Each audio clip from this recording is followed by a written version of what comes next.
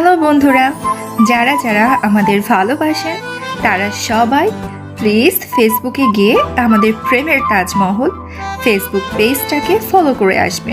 Please please আমাদের সাথে কথা বলতে চাইলে আমাদের প্রেমের তাজমহল ফেসবুক পেজে মেসেজ করবেন, আমরা অবশ্যই রিপ্লাই দিব ইনশাল্লাহ।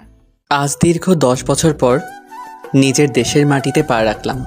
আমার বয়স যখন 14 বছর তখন আমি আমার আব্বু আম্মুর সাথে কানাডায় গিয়েছিলাম। আর আজকে আমি একা দেশে আসলাম।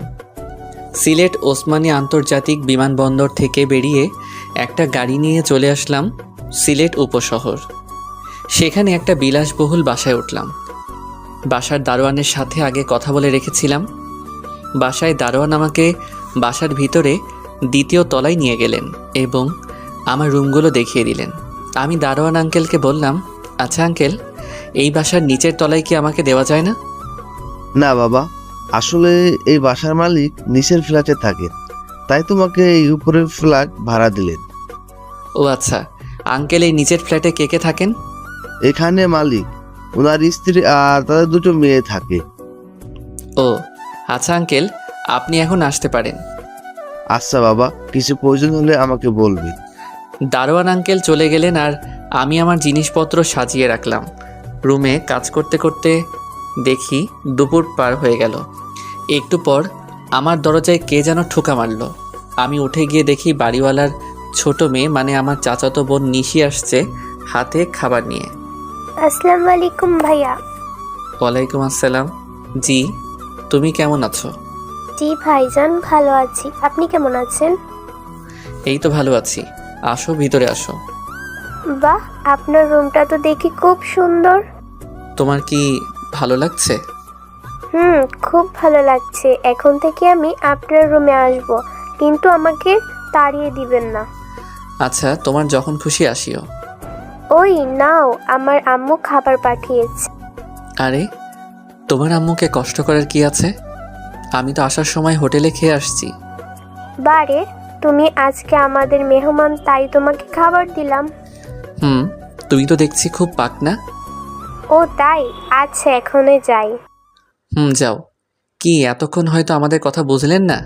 চলুন আগে আমার পরিচয়টা দিয়ে দেই। আমি কাব্য জামিল, বাবা মায়ের একমাত্র ছেলে।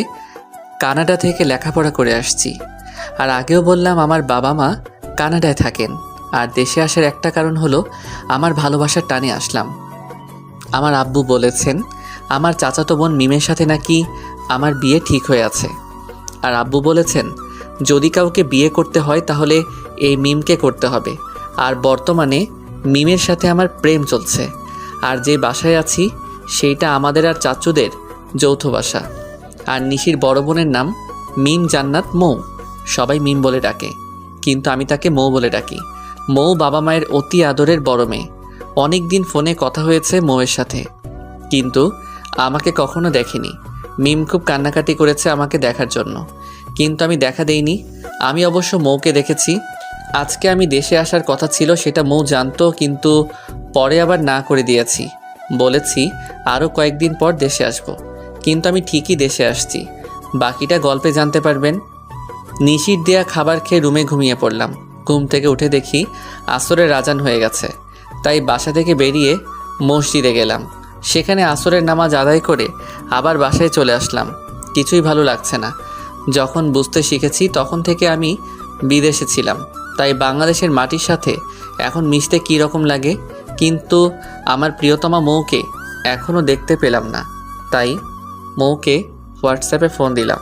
মৌ ফোন ধরে বলতে লাগলো, আমায় কষ্ট দিতে তোমার খুব ভালো লাগে তাই না? আমি কোথায় তোমাকে কষ্ট দিলাম? তাহলে আজকে আসার কথা ছিল, আসলে না কেন?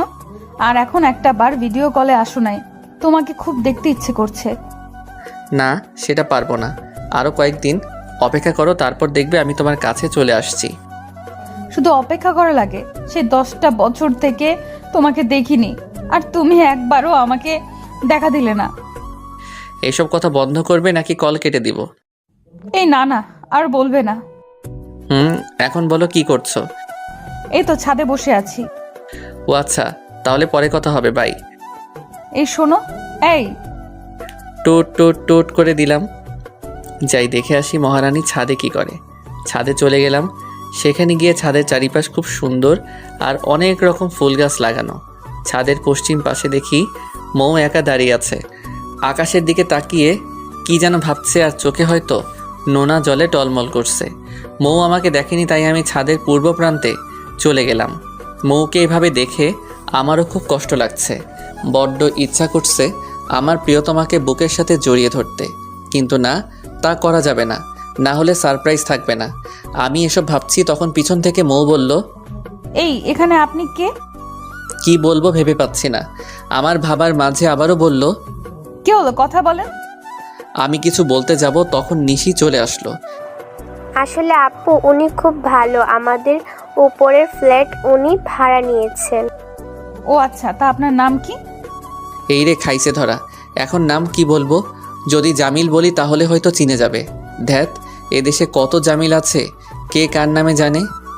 কি হলো, নামটা বলবেন না? জি, আমার নাম কাব্য জামিল। ও আচ্ছা, থাকেন, আমি গেলাম। আর ছাদে এসে কখনো আমার ফুলগুলো ছিঁড়বেন না। জি আচ্ছা। মৌ চলে গেল। নিশি আমার কাছে আসলো। ভাইয়া তুমি একা কেন? তোমার আব্বু আম্মু কোথায়? আরে বোন, আমার আম্মু আব্বু গ্রামে থাকেন।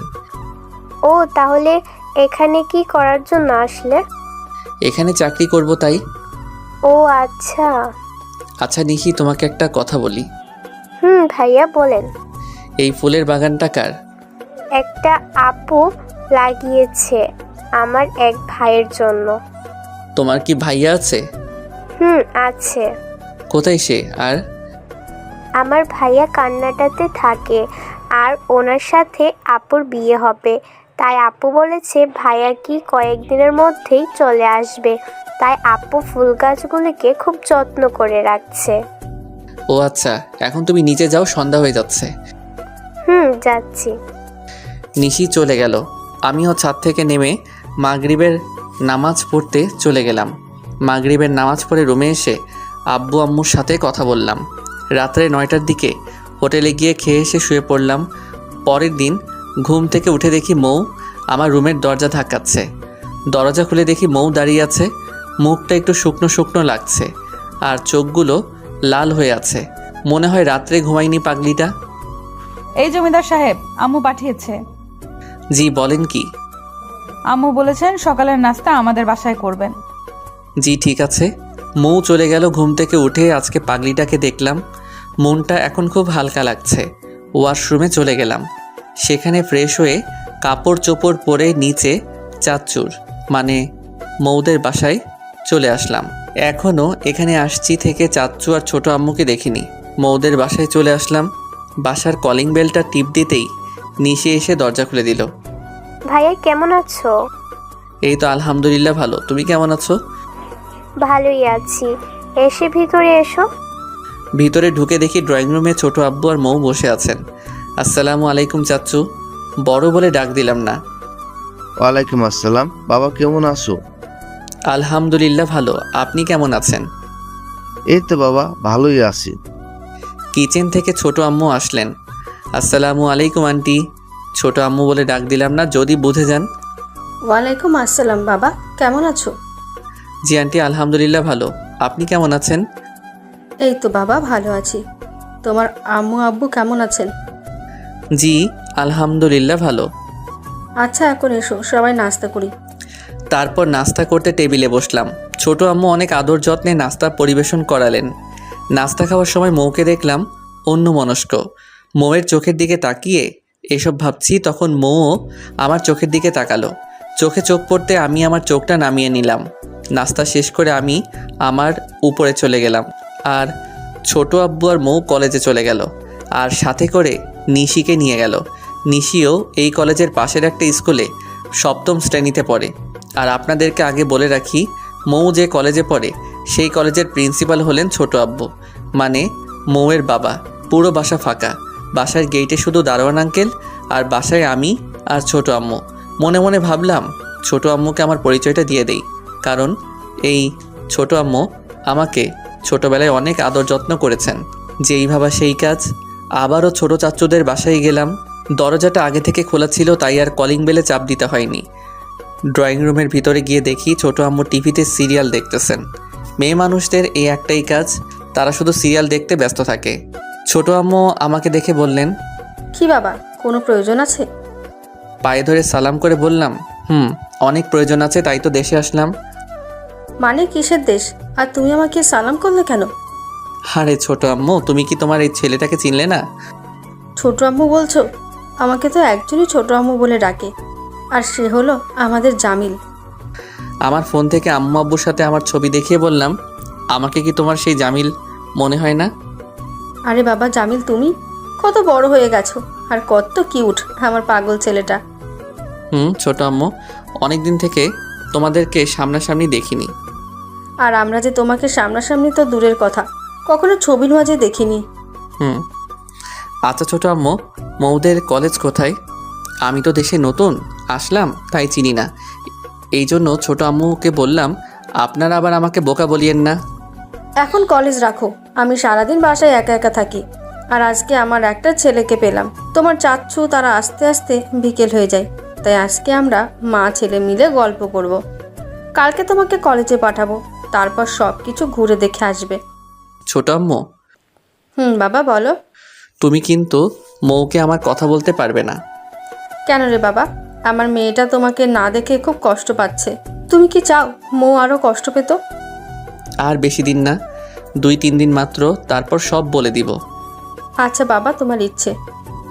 এই তো আমার লক্ষ্মী শাশুড়ি আম্মু। এই আমাকে শাশুড়ি বলবে না, ছোট আম্মু বলে ডাকবে, না হলে কিন্তু আমার মেয়েকে তোমার হাতে দিব না। ও আচ্ছা, আমি তোমাকে সবসময় ছোট আম্মু বলে ডাকবো? এই তো আমার লক্ষ্মী ছেলে। এইভাবে আরও অনেকক্ষণ কথা বললাম। তারপর আমার রুমে এসে ওয়াশরুমে ঢুকে শাওয়ার নিলাম। রুমে এসে কাপড় পরে একটু বাইরে ঘুরতে গেলাম। বাইরে থেকে বাসায় এসে ঘুমিয়ে পড়লাম। আসরের আজানের সুরে আমার ঘুম ভাঙলো, তাই ঘুম থেকে উঠে আসরের নামাজ পড়তে গেলাম। নামাজ শেষে দেখি ছোট আব্বুও নামাজ পড়ে বের হচ্ছেন। আমাকে দেখে একটু মুচকি হাসি দিলেন। আমি আর সেদিকে লক্ষ্য না করে অন্যদিকে চলে গেলাম। রাস্তায় ফুটপাত দিয়ে হেঁটে যাচ্ছিলাম, তখন একটা ছেলের সাথে হঠাৎ ধাক্কা লাগে। তখন আমি বললাম, সরি ভাই, দেখিনি। না ভাই, সমস্যা নেই, আসলে দোষ আমার, খেয়াল করতে পারেনি। এতক্ষণ নিচের দিকে চেয়ে চেয়ে কথা বলছিলাম, আর যখন ওই ছেলেটার মুখের দিকে তাকালাম তখন তো আমি টাসকি খেয়ে গিয়েছি। সে হলো মাহিম। আমরা ছোটবেলায় একসাথে খেলাধুলা করতাম, আর আমাদেরও হোয়াটসঅ্যাপে কথা হতো। আরে মাহিম তুই? জি আমি মাহিম, কিন্তু আপনি আমাকে চিনলেন কিভাবে? আরে শালা, আমি জামিল। সরি, আসলে আমি শুধু এক জামিলকেই চিনি, আর সে কানাডায় থাকে, কিন্তু আপনাকে চিনলাম না। হায় রে হায়, আমি সেই জামিল, গতকাল দেশে আসলাম। সত্যি আমার তো বিশ্বাস হচ্ছে না যে তোর সাথে দেখা হবে। বিশ্বাস করবি কিভাবে? আমাকে তো তুই কখনো দেখিসনি। ঠিক রে। তা এখন দেশে কিসের জন্য আসছিস? এখন দেশে থেকে যাব, এখানে আব্বুর একটা কোম্পানির শাখা আছে, এখন থেকে ওইটা আমি দেখাশোনা করব। ও ভালো, তাহলে আর আমাদের চাকরি করতে অসুবিধা হবে না। দোয়া করিস। আচ্ছা এখন বাসায় যা, আর পারলে এই রাত্রে বের হবি, আমরা আড্ডা দিব। আচ্ছা, আর কাউকে আমার পরিচয় দিবে না? আচ্ছা দিব না। আরও অনেকক্ষণ মাহিমের সাথে কথা বলে বাসায় চলে আসলাম। বাসায় এসে আবারও ছাদে উঠলাম, কিন্তু মৌকে পেলাম না। একটু অপেক্ষা করলাম, পরে যখন নেমে আসবো তখন দেখি আমার রূপকথার পরীটা ছাদে আসছে। মৌ ছাদে এসে প্রতিদিনের মতো মন খারাপ করে বসে আছে। তাই বললাম, আপনাকে দেখে খুব চিন্তিত মনে হয়, কি এমন চিন্তা করেন আপনি? মৌ আমার কথা শুনে একটু রাগান্বিত হয়ে বলল, আপনি কিভাবে জানলেন যে আমার মন খারাপ? না, আসলে কালকে থেকে আপনাকে দেখতেছি ছাদে এসে একা একা দাঁড়িয়ে থাকেন, তাই ভাবলাম হয়তো আপনার মন খারাপ। না, আমার মন খারাপ নেই। আপনি এখন ছাদ থেকে যেতে পারেন। আমি ছাদে এসেছি আমার কাপড়গুলো নেওয়ার জন্য, কাপড় নিয়ে চলে যাব। যদি আপনার মন খারাপ থাকে তাহলে বলতে পারেন। শুনেছি কাউকে কষ্টের কথা বললে সেই কষ্টটা একটু হলেও হালকা হয়। আমার কোনো কষ্ট নেই, যাকে বলবো সে পাশে নেই, তাহলে আপনাকে বলে কি করব? আমাকে দেখে কি সেই মানুষটা মনে হয় না? কি বললেন আপনি? হ্যাঁ, আপনি সেই মানুষ মনে করব? আপনি কি জানেন আমি যার কথা বলছি সে হলো আমার কলিজার টুকরা, যাকে এত ভালোবাসি, কিন্তু তাকে এখন পর্যন্ত দেখিনি। আর আপনি বললেন কি? আপনি কি তাকে না দেখে এত ভালোবাসলেন? সেও কি আপনাকে ভালোবাসে? আমার বিশ্বাস জামিলও আমাকে ভালোবাসে। আমার নামও কিন্তু জামিল। তো আপনার নাম জামিল হলে কি হলো? জামিল কি আর কারো নাম হতে পারে না? হতে পারে, তবে সেটাও যদি আমি হয়ে যাই। কি সব আবোল তাবোল বলছেন? আপনি কি সেই জামিল? ও সরি, আসলে আমি এতক্ষণ আপনাকে হাসানোর জন্য এসব বলেছি, আর আপনার হাসিটাও মাশাআল্লাহ। ও তাই? আপনি তো ভালো হাসাতে পারেন। আচ্ছা, সন্ধ্যা হয়ে গেল, আমি রুমে গেলাম, আর আপনিও চলে যান। যান। আমি আমার রুমে চলে আসলাম, আর মৌ ওর নিজের রুমে চলে গেল। রাত্রের খাবার শেষে 10টার দিকে হোয়াটসঅ্যাপে মৌকে কল দিলাম। হ্যালো। কেমন আছো? এই তো আছি বিন্দাস, তুমি কেমন আছো? আমি কেমন আছি তা যদি বুঝতে তাহলে আমাকে না দেখা দিয়ে থাকতে না। শুনেছি সবুরে ফলটা মিষ্টি হয়। শুধু কথা বলতে পারো আর কিছুই পারো না। আর কি পারার দরকার আছে বলো? আমাকে দেখা দেওয়ার কি দরকার নেই? আরও 2টা দিন অপেক্ষা করো, তারপর আমি তোমাকে দেখা দিব। আচ্ছা, অপেক্ষা করব। এখন কি করছো? এই তো তোমার সাথে কথা বলছি। তুমি কি করো? আমিও। বড় আব্বু আর বড় আম্মু কেমন আছে? সেটা আমি নিজেও জানি না। আমি তোমার কাছে আর তারা কানাডায়, এত দূর থেকে আমি কিভাবে জানবো? কি হলো, কথা বলো। এই তো আলহামদুলিল্লাহ ভালোই আছেন। ছোট আম্মু আর ছোট আব্বু কি করেন? এই তো ভালোই। এরকম আরও অনেকক্ষণ কথা বলে ফোনটা রেখে ঘুমিয়ে পড়লাম। পরের দিন সকালে ঘুম থেকে উঠে ফ্রেশ হয়ে নিলাম। একটু পরে মাহিম কল দিল। গতকালকে তাকে আমার নতুন নাম্বার দিয়ে এসেছিলাম। কলটা আমি রিসিভ করলাম। হ্যালো দোস্ত, কি করিস? আমি এইমাত্র ঘুম থেকে উঠে ফ্রেশ হয়েছি। তুই কি করিস? এই তো কলেজে যাওয়ার জন্য বের হলাম। কোথাও বের হবি নাকি আমার সাথে কলেজে যাবে? কোথাও বের হব না, কিন্তু আমি তোর সাথে কলেজে গিয়ে কি করব? আমার তো লেখাপড়া এই বছর শেষ হলো। আরে তা তো জানি, আর আমারও তো পড়ালেখা শেষ। তবে আজকে আমাদের বিদায় সংবর্ধনা দিবে, তাই যাব। ও আচ্ছা, তুই আমার বাসায় আয়, তারপর একসাথে যাব। আসছি। মাহিমের সাথে কথা বলা শেষ করে নিচে ছোট আম্মুর কাছে গেলাম। তাদের দরজার সামনে গিয়ে দেখি মৌ খুব সেজেগুজে কলেজে যাচ্ছে। আমাকে দেখে বলল, জামিল সাহেব আমাদের বাসায় যে। কেন আসতে পারি না? আরে আমি কি তাই বললাম? আচ্ছা, ভেতরে যান, আম্মু আর নিশি আছে। আপনি কোথায় যাচ্ছেন, তাও আবার সেজেগুজে? আজকে কলেজে একটা অনুষ্ঠান, তাই আমরা সকল বান্ধবীরা একরকম ড্রেস পরে যাচ্ছি। ও ভালো, আচ্ছা যান। হুম মৌ চলে গেল। আমি ভিতরে ঢুকে গেলাম। ভিতরে গিয়ে দেখে নিশি ড্রয়িং রুমে টিভি দেখছে, আর ছোট আম্মু কিচেনে। ছোট আম্মুর কাছে গিয়ে গল্প করতে লাগলাম। তখন আবার মাহিম কল দিল। এই বন্ধু, আমি তোর বাসার নিচে। ও আচ্ছা, ভিতরে আয়। না রে, আমি যদি তোর কাছে যাই তাহলে তোকে তোর ছোট আম্মু আর ছোট আব্বু চিনে যাবে। আরে পাগল, বাসায় কেউ নেই, শুধু ছোট আম্মু আর নিশি। আর ছোট আম্মু আমাকে চিনেন। ও আচ্ছা, তাহলে আমি আসছি। মাহিম ছোট আম্মুদের বাসায় চলে আসলো। তারপর আমরা ছোট আম্মুর বাসায় একসাথে খেয়ে নিলাম। বের হলাম কলেজের উদ্দেশ্যে। আমি সাধারণ পোশাক পরে বের হইছি। আমাকে কেউ দেখলে মনে করবে আমি মধ্যবিত্ত পরিবারের ছেলে, আর মাহিম কিন্তু মধ্যবিত্ত পরিবারের একমাত্র ছেলে। 2 বন্ধু রিক্সা নিয়ে কলেজের গেটের সামনে গেলাম। সেখানে রিক্সা ভাড়া মিটিয়ে ভিতরে ঢুকছি। আমাকে সবাই অবাক হয়ে দেখছে। অবাক হওয়ারও কথা, কারণ এই কলেজে তারা আমাকে কোনোদিন দেখেনি, তাই এই প্রথম দেখলো। মাহিমদের অনুষ্ঠান শুরু হলো। খুব সুন্দরভাবে অনুষ্ঠান উপভোগ করছি। একটু পরে দেখি আমার ডান পাশে মৌ আর তারা কয়েকজন বান্ধবী। আমি আর চোখে মৌয়ের দিকে তাকাচ্ছি। বেশ কয়েকবার তাকানোর ফলে হঠাৎ করে মৌয়ের একটা বান্ধবী দেখে ফেলে যে আমি মৌয়ের দিকে তাকাচ্ছি। সেই মেয়েটা মৌকে কনুই দিয়ে ধাক্কা মারল, আর কানে কানে আমার কথা বলল। মৌ দেখে আমার দিকে তাকাচ্ছে, তাই আমি আবারও অনুষ্ঠান দেখায় মনোযোগ দিলাম। মৌ হয়তো ভাবছে আমি এখানে কিভাবে আসলাম। অনেকক্ষণ পর অনুষ্ঠান শেষ হলো। অনুষ্ঠান শেষে আরেক বিপদ দেখা দিল।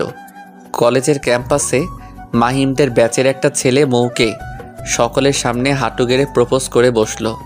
আমি এটা দেখে আমার মাথাটা কোনো মতে স্থির করে রাখলাম। মাহিমও ব্যাপারটি বুঝে গেল।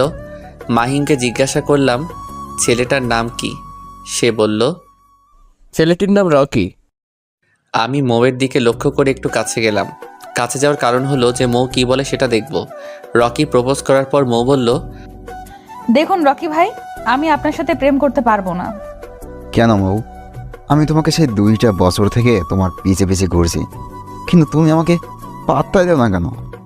আমি কি আপনাকে বলেছি যে আমার পেছনে ঘুরতে?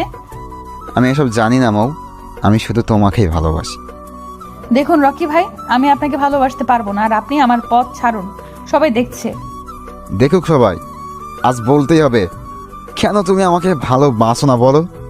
চিৎকার করে লাভ নেই, আমার বিয়ে ঠিক হয়ে আছে, সুতরাং আমি আপনাকে ভালোবাসতে পারবো না। এটা আমি বিশ্বাস করি না। এতক্ষণ থেকে বোঝাচ্ছি, কথা কি আপনার কানে যায় না? মৌ রকিকে সজোরে 3টা থাপ্পড় দিল। আমি মৌয়ের থাপ্পড় দেখে খুব অবাক হলাম। মেয়েদের গায়ে এত শক্তি, তা আমার আগে জানা ছিল না। আমি আবারও তাদের কেলোকীর্তি দেখতে লাগলাম। এখানে যারা এসেছে সবাই মৌয়ের কাণ্ড দেখে অবাক। রকি বেচারা মার খেয়ে বলতে লাগলো, মৌ, আমাকে তুমি মারলে? এখন শুধু থাপ্পড় দিয়েছি, আমার সামনে থেকে যান, না হলে এখন জুতা পিটা করবো। রকি আর কোনো কথা না বলে মান সম্মান রক্ষার্থে গালে হাত দিয়ে মৌয়ের সামনে থেকে কেটে পড়ল। মৌও বাসার উদ্দেশ্যে চলে গেল। আমি মাহিমকে বললাম, দোস্ত, একটা শোরুমে যাব, চল। কিসের শোরুমে যাবে? আরে দোস্ত, একটা বাইক কিনবো, আয়। ও আচ্ছা, আয়। মাহিম আমাকে সিলেট জিন্দাবাজারের একটা শোরুমে নিয়ে আসলো। সেখানে অনেক রকমের বাইকের মডেল আছে। অনেকক্ষণ খুঁজে একটা বাইক বের করলাম, আর সেটা হলো ইয়ামাহা R15। বাইকটা খুব সুন্দর লাগলো, তাই কিনে ফেললাম। টাকাটা আমি ATM-এর মাধ্যমে দিয়ে দিলাম। 2 বন্ধু খুব খুশিতে নাচতে নাচতে মাহিমের বাসায় চলে আসলাম। মাহিম এতক্ষণ ড্রাইভিংয়ে ছিল, তাই সে নেমে গেল। আমাকে অবশ্য বলেছে তাদের বাসায় যেতে, কিন্তু আমি বললাম পরে একবার আসব। আমি বাইকটা নিয়ে আমাদের বাসায় চলে আসলাম। মৌ ছাদে ছিল, তাই দেখে ফেলছে, কিন্তু কিছু বলল না। আমার রুম যেহেতু উপরে, তাই বাইকটা উপরে নেওয়া যাবে না। তাই ছোট আম্মুকে বলে তাদের বাসার একটা রুমে রেখে আমি উপরে আমার রুমে চলে গেলাম। রুমে এসে ফ্রেশ হয়ে একটা ঘুম দিলাম। ঘুম থেকে উঠে দেখি 5:30 বেজে গেছে। তাই তাড়াতাড়ি ফ্রেশ হয়ে মাগরিবের নামাজে পড়তে মসজিদে চলে গেলাম। আজকে আর ছাদে যাইনি। এভাবে দেখতে দেখতে 3 দিন চলে গেল। আজকে মৌয়ের বান্ধবী মারিয়ার বিয়েতে সবাই যাবে। নিশি আর ছোট আব্বু ছোট আম্মু সবাই বিয়েতে যাবে। আসলে এখানে আমাদের সপরিবারের দাওয়াত আছে, কিন্তু আব্বু আম্মু দেশের বাইরে থাকার কারণে শুধু ছোট আব্বু তারা যাচ্ছেন। আর হ্যাঁ, মৌয়ের বান্ধবী হলেও মারিয়া কিন্তু আমাদের বংশের, মানে আমার বোন লাগে। তাই আজকে সকালে ঘুম থেকে উঠে বাইকটা নিয়ে বেরিয়ে পড়লাম একটা জুয়েলার্সের দোকানে। গত রাত্রে আব্বু ফোন করে বলে দিয়েছেন যেন আমি বিয়েতে যাই, আর যাওয়ার সময় মারিয়ার জন্য দামি একটা গিফট নিতে। তাই জুয়েলার্সের দোকানে আসলাম একটা নেকলেস নিতে। 2 লক্ষ টাকা দিয়ে একটা নেকলেস নিলাম, আর সেটা একটা নর্মাল প্যাকেজে ভরে নিলাম। আর উপহারের প্যাকেজের উপর হালকাভাবে আমার নামটা লিখে দিলাম, যে নামে আমাকে এখানকার সবাই চিনেন, জামিল আহমেদ। কাব্য জামিল হলো ছন্দ নাম। আরেকটা ফুলের দোকান থেকে ছোট্ট একটা গোলাপ কিনে নিলাম। গোলাপ দিয়ে আজকে মৌকে প্রপোজ করব, তাই গোলাপ নিলাম। তারপর একটা হোটেলে দুপুরের খাবার খেয়ে বাসার দিকে রওনা দিলাম। বাসায় এসে ফ্রেশ হয়ে বিছানায় বসে বসে ফোন টিপছি। তখন ভাবলাম নিশিকে ডাক দেই। নিশিকে ডাক দিয়ে আমার রুমে নিয়ে আসলাম। হ্যাঁ ভাইয়া, কী জন্য ডাকলে বলো? কেন, আমি কি ডাকতে পারি না? আমি কি বলেছি যে তুমি আমাকে ডাকতে পারো না? তুই তো খুব পেকে গিয়েছিস। জানি। তা চকলেট খাবে? ওয়াও, তোমার কাছে চকলেট আছে? আছে। আচ্ছা, আমাকে দাও। নিশিকে কয়েকটা চকলেট দিলাম। আসলে নিশি চকলেট পছন্দ করে, তাই আমার রুমে কতগুলো এনে রেখেছি। নিশির কাছ থেকে জানতে পারলাম তারা বিয়েতে যাবে বিকেল 4টার দিকে। যেহেতু বিয়েটা রাত্রে, তাই নিশি আমার সাথে একটু গল্প করে চলে গেল। আমিও একটু শুয়ে পড়লাম। 5টার দিকে আমার ঘুম ভাঙলো। ঘুম থেকে উঠে দেখি সবাই চলে গেছে মারিয়ার বিয়েতে। আমি ঘুম থেকে উঠে ফ্রেশ হয়ে মাহিমকে কল দিলাম। এই, কোথায় তুই? এই তো বাসায়। কেন? মারিয়ার বিয়েতে যাব, তুই তাড়াতাড়ি রেডি হয়ে আমার বাসায় চলে আয়। আচ্ছা তুই রেডি হয়ে নে, আমি আসছি। তাড়াতাড়ি আয়। আমিও রেডি হয়ে নিলাম। একটু পরে মাহিম চলে আসলো, তাই আমরা দুজন বাইকটা নিয়ে চলে গেলাম মারিয়াদের বাসায়। সেখানে গিয়ে দেখি অনেক মেহমান আর রকিও এখানে এসেছে। আমরা ভিতরে ঢুকে গেলাম। আমার চোখ জোড়া শুধু মৌকে খুঁজছে, কিন্তু পাচ্ছি না। রাত 8টা হয়ে গেল, এখনও মৌকে দেখতে পেলাম না। একটু পরে নিশিকে দেখতে পেলাম। নিশিকে ডাক দিয়ে আমার কাছে নিয়ে আসলাম। এই নিশি, এদিকে এসো। ভাইয়া তুমি এখানে? আসলাম এখানে। ভালো করেছো। জানি তো। তোমার আব্বু আম্মু কোথায়?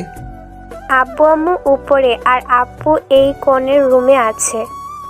এই রে, আমি তাকে কি জিজ্ঞাসা করেছি? তার আপু কোথায় সেই তো নিজেই বলে দিল তার আপু কোণের রুমে। ও আচ্ছা, তাহলে যাও। যাচ্ছি। নিশি চলে গেল।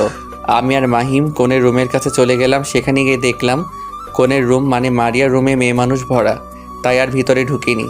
রাত্রে 10টার দিকে মারিয়াকে বরের সাথে স্টেজে তোলা হলো, কিন্তু মৌকে দেখতে পেলাম না। আর বাকি সবাই আছে। আমি মৌকে খুঁজছি, কিন্তু পাচ্ছি না। আমি আর মাহিম আবারও মারিয়ার রুমের দরজার কাছে চলে গেলাম। সেখানে গিয়ে যা দেখলাম তা দেখে আমার মাথা চক্কর দিতে শুরু করলো। মৌ আর রকি দুজনই একটি রুমে। রকি আবারও মৌকে প্রপোজ করেছে, কিন্তু মৌ রাজি হয়নি। মৌ রকিকে বলল, দেখুন ভাই, আমি আগেও বলছি এখনো বলছি, আমি আপনাকে ভালোবাসতে পারবো না, কারণ আমার বিয়ে ঠিক হয়ে আছে আর আমিও জামিলকে খুব ভালোবাসি। আমি 2টা বছর ধরে ভালোবাসি। আমার ভালোবাসা তোমার কাছে প্রকাশ করলাম, আর তুমি যাকে কোনোদিন দেখোনি তাকেই তুমি ভালোবাসো? হ্যাঁ ভালোবাসি, এখন আমাকে যেতে দাও। সত্যি কি তুমি আমাকে ভালোবাসবে না? না, বাসবো না। তাহলে আমি কিন্তু তোমাকে ভালোবাসার জন্য জোর করতে বাধ্য হব মৌ। কি করবে তুমি? প্রয়োজন হলে তোমার গায়ে হাত দিব। রকির এ কথা শুনে আমার মাথায় যেন আসমান থেকে বাজ পড়ল। আবারও তাদের কথায় মনোযোগ দিলাম। কি? তোমার তো সাহস কম না, তুমি আমার সাথে অসভ্যতা করবে? প্রয়োজন হলে তাও করব। রকির এ কথা শুনে আমি আর মাহিম মারিয়ার রুমের ভিতরে ঢুকে গেলাম। আর আমি রকিকে উদ্দেশ্য করে বলতে লাগলাম, বাহ রকি সাহেব, বাহ, এটাই কি আপনার ভালোবাসা? একজন মানুষ যখন আপনাকে ভালোবাসে না, তাহলে এখানে জোর করার কি আছে? আমার কথা শুনে মৌ আমার দিকে চেয়ে থাকলো। মনে হয় মৌ খুব অবাক হয়েছে আমাকে দেখে। রকি আমার কথা শুনে আমাদের দিকে চেয়ে বলল, কে রে তুই? আমি কিন্তু তোকে আপনি করে কথা বলেছি, আর তুই আমাকে তুই করে বললি। তাহলে চল আমিও তোকে তুই করে বলি। আমি কিন্তু তোর দুলাভাই হই। কি? তুই দুলাভাই মানে? এই মাহিম, এই ছেলেটা কে রে? রকি আর মাহিম তারা কলেজের পরিচিত। এই যে বললো না তোর দুলাভাই। শালা তুইও এইটার সাথে? আমিও এটার সাথে। তুই মেয়েকে বিরক্ত করছিস কেন? একে বিরক্ত করলে তোর কি? মেয়েটা আমার বন্ধুর বউ হবে, তাই ভাবি হবে আর কি। কি বললি? তখন আবার আমি বললাম, কি দিয়ে তোর লাভ নাই, এখান থেকে ভাগ। আমরা কথাবার্তা বলছিলাম, তখন ছোট আম্মু মারিয়ার রুমে মানে আমাদের কাছে আসলেন, কিন্তু আমাকে খেয়াল করেননি। তিনি এসে মৌকে উদ্দেশ্য করে বললেন, এই তোর কি কোনো কাণ্ডজ্ঞান নেই? সে কখন থেকে মারিয়াকে স্টেজে নেওয়া হলো, কিন্তু তোকে সারা বাড়ি খুঁজে বেড়াচ্ছি, পাচ্ছি না। হ্যাঁ আম্মু, আমি এখানে এই যে জামিল, ওনার সাথে একটু গল্প করছিলাম। ছোট আম্মু পিছন দিক দিয়ে তাকিয়ে দেখলেন যে এখানে আমি আছি, তাই বললেন, ও জামিল বাবা, তুমি তাহলে? তোমরা কথা বলো, আমি আসি। আমি ছোট আম্মুকে কিছু বলতে যাব, তখন মৌ আমার কথার মাঝে প্যাচ লাগিয়ে বলল, না আম্মু, আমি চলে যাচ্ছি। আচ্ছা তাহলে আয়। মৌ আর ছোট আম্মু চলে গেলেন। এখন এখানে আমি, মাহিম আর রকি। আমি রকিকে বললাম, দেখ ভাই, আমি মৌয়ের চাচাতো ভাই জামিল, ওর সাথে আমার বিয়ে ঠিক হয়ে আছে, আর কখনো ওকে বিরক্ত করিস না। এ কথা বলে আমি আর মাহিম মারিয়ার রুম থেকে চলে আসলাম মারিয়ার বিয়ে দেখতে। সেখানে আমার গিফটটা একজনের কাছে দিয়ে দিলাম। অনেক আনন্দে মারিয়ার বিয়ের কাজ সম্পূর্ণ হলো। তারপর খাওয়া দাওয়া শেষ করে যে যার মতো চলে গেল। মৌ তারাও চলে গেল। আমি আর এখানে থেকে কি করব, তাই আমি আর মাহিম চলে আসলাম বাসায়। মাহিমকে আজকে রাত্রের জন্য আমাদের বাসায় রেখে দিলাম। রাত প্রায় 2টা। আমি আর মাহিম জেগে আছি, দুজনে গল্প করছি। ভাবলাম মৌদের বাসা থেকে আসি, তাই আমার পকেটে রাখা গোলাপটা বের করে মাহিমকে বললাম, দোস্ত, সারাদিন থেকে এই গোলাপটা পকেটে রেখে দিয়েছি মৌকে প্রপোজ করার জন্য, কিন্তু মৌকে কখনো প্রপোজ করার সুযোগ পাইনি। তাহলে কালকে প্রপোজ কর। দেখ বেটা, মৌকে বলেছি 2 দিন পর, মানে আজকে ওর সাথে দেখা করব, কিন্তু মৌ মনে হয় মারিয়ার বিয়ের কারণে আমার সাথে যে আজকে দেখা হবে তা মনে হয় ভুলে গেছে। তাই ভাবছি এখন গিয়ে তাদের বাসায় প্রপোজ করে আসি। এই বেটা ফাজিল, কালকে বিকালে প্রপোজ করিস, এখন ঘুমা, অনেক রাত হয়েছে, আর তারা সবাই হয়তো এখন ঘুমে আচ্ছন্ন। ও আচ্ছা, তাহলে কালকে বিকালে ছাদে প্রপোজ করব। এখন ঘুমিয়ে যা। তুই বন্ধু ঘুমিয়ে গেলাম। পরের দিন ঘুম থেকে উঠে দেখি বেলা 11টা বাজে, কিন্তু মাহিম এখনও ষাঁড়ের মতো ঘুমাচ্ছে। আমি তার ঘুমে বিরক্ত না করে উঠে গেলাম। তারপর ফ্রেশ হয়ে কাপড় চোপড় পরে রুমে বসে পড়লাম। কিছুই ভালো লাগছে না, তাই মাহিমকে ডাক দিলাম, কিন্তু উঠছে না। তাই জোরে ধাক্কা দিলাম। এক ধাক্কায় খাট থেকে নিচে পড়ে গেল আর চিৎকার করে বলতে লাগলো, ও আম্মা গো আম্মা, আমার কোমর শেষ, এই কোন শালা আমাকে ধাক্কা দিল রে? ওই মেয়েদের মতো চিৎকার করিস না, বেলা 11:30 বাজে, কিন্তু এখনও তোর ঘুম শেষ হয় না। ধুর বেটা, খুব সুন্দর একটা স্বপ্ন দেখছিলাম, আর তুই আমাকে খাট থেকে ফেলে দিলে। ও তাই, তোর আবার স্বপ্ন? তা মেয়েটা কে রে বন্ধু? শুধু মেয়ে নিয়ে মানুষ স্বপ্ন দেখে নাকি? সরে যাওয়ার সামনে থেকে। ও বাবা রে বাবা, তুই দেখছি মেয়েদের মতো ভালো চেতস। মাহিম আমার কথায় আর কান্না দিয়ে ওয়াশরুমে চলে গেল।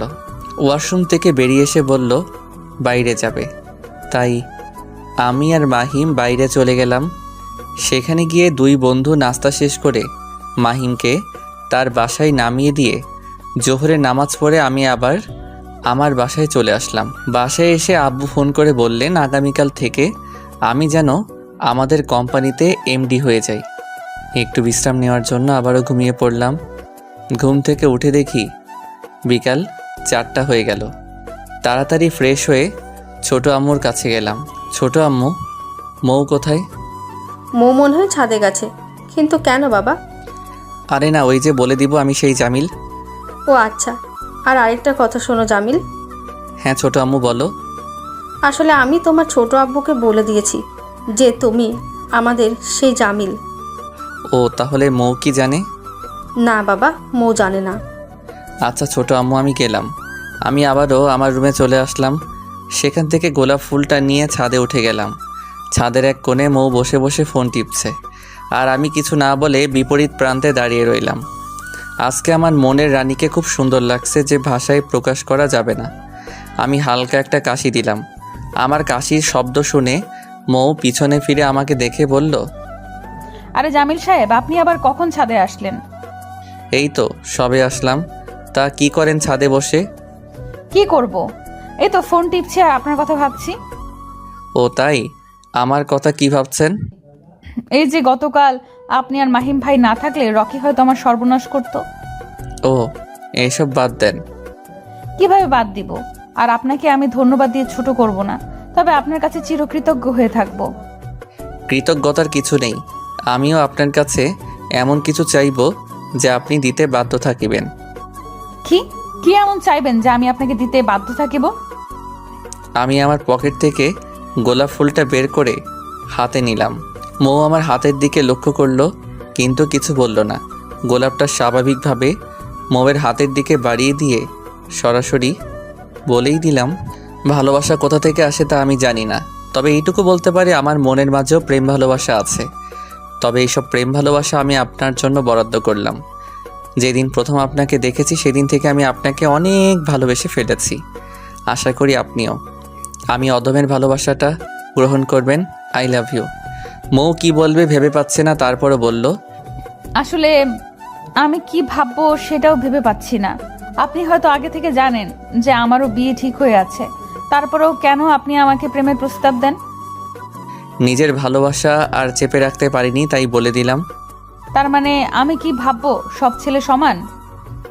সব ছেলে তো আর আপনাকে প্রপোজ করেনি।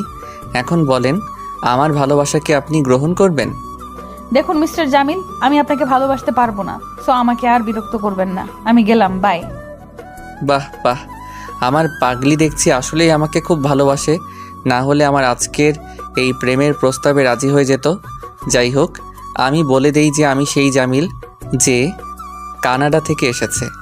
মৌ চলে যাচ্ছিল আর মৌয়ের হাত ধরে বললাম, আমি সত্যি আপনাকে ভালোবাসি, খুব ভালোবাসি। সব ছেলেই লুচ্চা টাইপের হয়, আপনার তো সাহস কম না? হাত ধরলেন কেন? আমি আপনাকে বললাম যে আমার বয়ফ্রেন্ড আছে, তারপরও কেন আমাকে ভালোবাসার কথা বলেন? এত জোরে থাপ্পড় মারলে? বেশ করেছে, আরো থাপ্পড় দিব। আপনি আজকে থেকে আমাদের বাসায় আর থাকবেন না, অন্য কোথাও বাসা দেখেন। সত্যি চলে যাব? হ্যাঁ, চলে যাবেন। আচ্ছা, যাচ্ছি।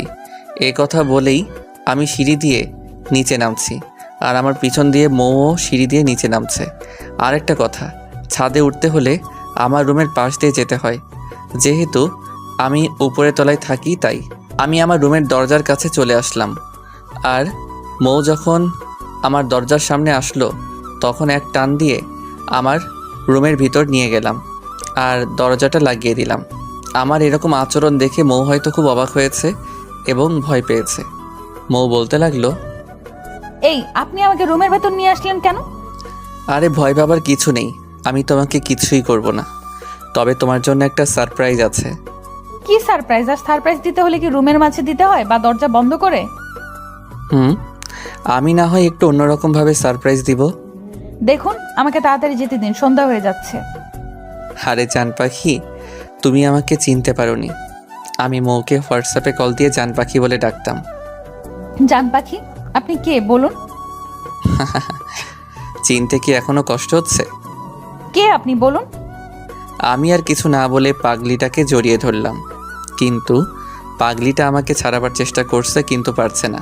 তাই মৌকে বললাম, আমি তোমার সেই ভালোবাসা যার জন্য তুমি এতদিন অপেক্ষা করেছিলে।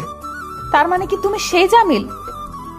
রে পাগলি, সবাই জানে আমার নাম জামিল আহমেদ, কিন্তু তুমি তো জানতে আমার গল্পের আইডিতে আমার ছদ্মনাম কাব্য জামিল।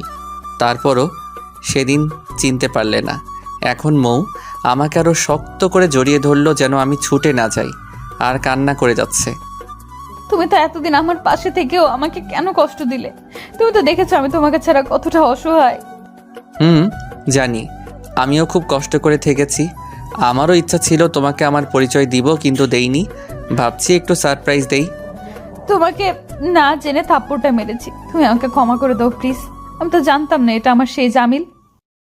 আমি মৌয়ের চোখের পানি আমার হাত দিয়ে মুছে দিলাম আর বললাম, ধুর পাগলি, এখানে কান্না করার কি আছে? আমি কিছুই মনে করিনি। তারপরও আমাকে ক্ষমা করে দাও, আর কখনো এরকম করব না। আচ্ছা যাও, ক্ষমা করলাম। এখন একটু হাসি দাও। থাক, পারবো না। আচ্ছা লাগবে না, এখন রুমে যাও, পরে কথা বলবো। রুমে যাব মানে? তুমিও আমাদের রুমে আসো, আব্বু আমার সাথে পরিচিত হও। ছোট আম্মু আমাকে চিনেন, আর তোমার আব্বু জানেন যে আমি তোমাদের সেই জামিল। হায় হায়, এ ছেলে বলে কি? সবাই জানে, শুধু আমি জানি না? সবাই জানে, তবে নিশি হয়তো জানে না। ও আচ্ছা, তাহলে এই পাখনাটা শুধু জানে না। যদি জানতে পারে তাহলে আমার মাথা খেয়ে ফেলবে। নিশি জানলে কিভাবে তোমার মাথা খাবে? সেটা তুমি বুঝবে না। আজকে থেকে তুমি আমাদের সাথে থাকবে, আমাদের সাথে খাবে, কেমন? সেটা তোমার বলা লাগবে না, তবে তোমাদের সবার সাথে খেতে পারবো না। তুমি আর আমি একা একা খাবো। তুমি আর আমি একা একা কেন খাবো? এই যে তুমি আমাকে বাচ্চাদের মতো খাওয়াবে। মিয়া সাহেব বলে কি, তিনি নাকি বাচ্চা, দেখতে লাগে 70 বছরের বুড়ো। ও তাই নাকি? আচ্ছা, আমি গেলাম। যাও, আমি তোমাদের বাসায় আসছি। মৌ দরজার সামনে চলে, সেখান থেকে আমাকে আবার ডাক দিল। এই যে আমার ভবিষ্যৎ। কি গো? তুমি আসলে বুড়ো না, খুব কিউট। এ কথা বলে চলে যায়। আমি রুমে বসে পড়লাম। সময় প্রায় সন্ধ্যা 7টা পার হয়ে গেছে। বিছানায় শুয়ে শুয়ে মোবাইল টিপছি। রাত প্রায় 9টার সময় নিচে ছোট আম্মুর কাছে গেলাম। তাদের বাসায় কলিং বেল টিপ দিলাম। নিশি এসে দরজা খুলে দিয়ে আমাকে জড়িয়ে ধরে বলল, ওই জামিল ভাই, তুমি খুব খারাপ। আমি কি তোমার বোন না? তুমি আমাদের সেই জামিল, সেটা আগে বললেই কি হতো? আরে বোন, আমি কি তোকে আমার বোনের মতো আদর করিনি? এখন থেকে বেশি করে আদর করবে কিন্তু। অনেক আদর করব। তুমি আমার একমাত্র বোন, তাই বেশি করে আদর করব। মনে রাখবো। আচ্ছা চলো ভিতরে যাই। নিশিকে কোলে নিয়ে নিলাম। ড্রয়িং রুমে দেখি কেউ নেই। মৌ হয়তো ওর রুমে আর ছোট আব্বু ওনার রুমে। তাই সোজা কিচেনে চলে গেলাম। সেখানে গিয়ে দেখি আমার শাশুড়ি আম্মু রান্না করছেন। নিশিকে নামিয়ে দিয়ে ছোট আম্মুকে বললাম, আজকে থেকে মেয়ের জামাইকে একটু আদর করে খাওয়াবে কিন্তু। তার মানে আজকে মৌকে সব বলে দিয়েছো? বলে দিয়েছি। তাই তো বলি, আমার মেয়ের মনে আজকে এত রং লাগলো কেমনে? আচ্ছা ছোট আম্মু, আমি একটু মৌয়ের রুমে যাই। বাবা, আমার মেয়ের জন্য এত টান? আরে ছোট আম্মু, তা না, আসলে আসলে কি? আচ্ছা যাও, মৌর রুমে আছে, ওর কাছে যাও। মৌয়ের রুমে দরজার কাছে এসে দেখি কি যেন লেখালেখি করছে, হয়তো কলেজের কোনো কাজ। তাই আমি দরজায় একটা টোকা দিলাম, আর মৌ দরজার দিকে চেয়ে আমাকে দেখলো। তখন আমি বললাম, ম্যাডাম একটু ভিতরে আসতে পারি? আমার রুমে তোমার যখন খুশি আসবা, এতে বলার কি আছে? আরে তারপর একটা মেয়ে মানুষের রুমে না বলে আসাটা কেমন দেখায় না? আমি একটা মেয়ে মানুষ না, আমি তোমার হবু স্ত্রী আর এখন প্রেমিকা। ও তাই? তাই। আচ্ছা এসব বাদ দিয়ে এখানে এসে বসো। না বসবো না, এখনই আমার রুমে চলে যাব। কেন? আরে বাবা, ছোট আব্বু শুনলে রাগ করবে, বলবে তোমার রুমে আমি কি করি। হায় আল্লাহ, এ ছেলে কয় কি? চুপচাপ এখানে বসো, আমি তোমার জন্য কফি নিয়ে আসছি। এই আমি কফি খাবো না, চা নিয়ে আসো। আচ্ছা চা নিয়েই আসবো।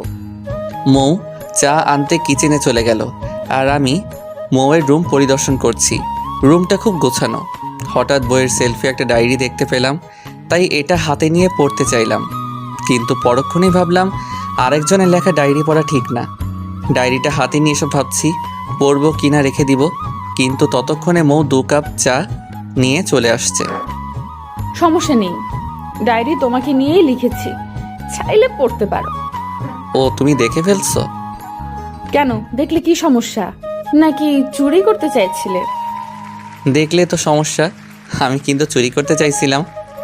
আচ্ছা তোমার যা ইচ্ছা করিও, এখন চা খাও, ঠান্ডা হয়ে যাচ্ছে। খাচ্ছি। দুজন মিলে চা খাচ্ছি আর গল্প করছিলাম, কিন্তু আমি মৌয়ের চায়ের কাপ খাবো, তাই মৌকে বললাম, এই তোমার পিছনের দেয়ালে ওইটা কি? মৌ পিছনে ফিরে তাকালো, আর আমি সাথে সাথে আমার চায়ের কাপ ওর জায়গায় দিয়ে দিলাম, আর ওর চায়ের কাপ আমি নিয়ে নিলাম। কই পিছনে কি? ও এখানে কি ছিল? মনে হয় আমি ভুল দেখেছি। মিথ্যা বলার জায়গা পাও না? আমাকে বললেই তো হতো, আমার চায়ের কাপ তোমাকে দিয়ে দিতাম আর তোমার চাটা আমি নিয়ে নিতাম। ও তাহলে তুমি বুঝে গেছো? বুঝবো না, এখন তোমার সব কিছুই আমার বুঝতে হবে। বেশ কতক্ষণ মৌয়ের সাথে গল্প করলাম, তারপর তাদের সেখানে রাত্রের খাবার খেয়ে আমার রুমে চলে গেলাম। রাত অনেক হয়েছে, তাই ঘুমিয়ে পড়লাম। পরের দিনকে দরজায় ধাক্কা দিল, তাই ঘুম থেকে উঠে দরজা খুলে দেখি মৌ দাঁড়িয়ে আছে। মৌ আমাকে বলল, বেলা বাজে 11টা আর জমিদার সাহেব এখনো ঘুমাচ্ছেন। এত সকাল আর তুমি বলছো 11টা? তাহলে ঘড়ির দিকে তাকিয়ে দেখো। আমি ঘড়ির দিকে তাকিয়ে দেখে 11টা হয়ে গেছে, তাই বললাম 11টা হয়ে গেছে, তাতে কি হয়েছে? কেন, বড় আপু যে বললেন আজকে থেকে তুমি অফিসে যাবে। ও শিট, সে কথা আমার মনে ছিল না। তুমি একটু বসো, আমি তাড়াতাড়ি ফ্রেশ হয়ে আসছি। মৌকে আমার রুমে রেখে ওয়াশরুমে চলে গেলাম। সেখানে গোসল করে কাপড় চোপড় পরে বেরিয়ে আসলাম। মৌ আমার দিকে চেয়ে চেয়ে বলল, বাহ, আমার জানটাকে তো আজকে খুব সুন্দর লাগছে।